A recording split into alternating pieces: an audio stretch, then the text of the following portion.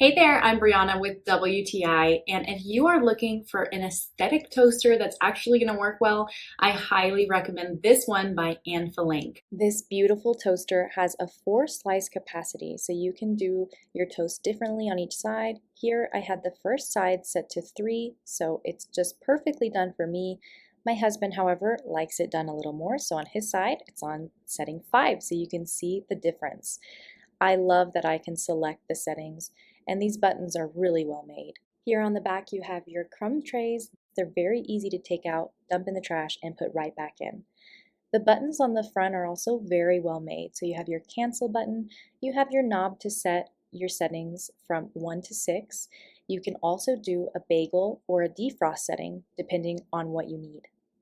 The quality is beautiful. You can see these knobs are really well made. It does not feel cheap when you put the lever down, and it has this really beautiful stainless steel surface.